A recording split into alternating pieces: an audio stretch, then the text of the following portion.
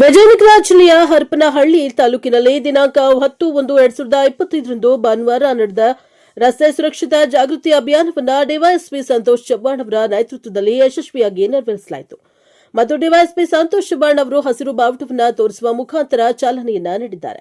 ಈ ಸಮಯದಲ್ಲಿ ಮಾತನಾಡಿದ ಅವರು ಜನರಲ್ಲಿ ರಸ್ತೆ ಸುರಕ್ಷತೆ ಬಗ್ಗೆ ಮಾತನಾಡಿ ರಸ್ತೆಯ ನಿಯಮಗಳು ಆಗಲಿ ಅಥವಾ ಸಿಗ್ನಲ್ಗಳ ಬಗ್ಗೆ ಸಂಚಾರಿ ನಿಯಮಗಳ ಬಗ್ಗೆ ಮಾತನಾಡಿದರು. ಹರಪನಹಳ್ಳಿ ಪೊಲೀಸರು ಎಲ್ಲರೂ ಸೇರಿ ಬೈಕ್ ರ್ಯಾಲಿ ಮೂಲಕ ಹರಪನಹಳ್ಳಿ ತಾಲೂಕು ಜನರಿಗೆ ಸಂಚಾರಿ ನಿಯಮ ಪಾಲಿಸಿ ಎಂದು ಜಾಗೃತಿಯನ್ನ ಮೂಡಿಸಿದ್ದಾರೆ. ಸಂಚಾರಿ ನಿಯಮ ಪಾಲಿಸದೇ ಇದ್ರೆ ಯಾವುದಕ್ಕೆ ಎಷ್ಟು ದಂಡ ವಿಧಿಸಬಹುದು ಎಂದು ಈ ಸಮಯದಲ್ಲಿ ಜನರಿಗೆ ಅರಿವನ್ನ ಮೂಡಿಸಿದ್ದಾರೆ.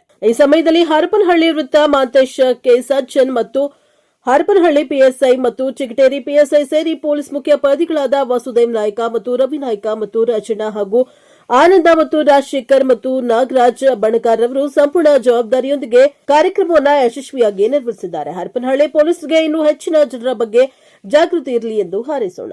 ಬ್ಯೂರೋ ರಿಪೋರ್ಟ್ ವಿಜಯ್ ಕುಮಾರ್, ಪ್ರಜಾಪವ ಟಿವಿ, ಹರಪನಹಳ್ಳಿ. ಧನ್ಯವಾದಗಳು.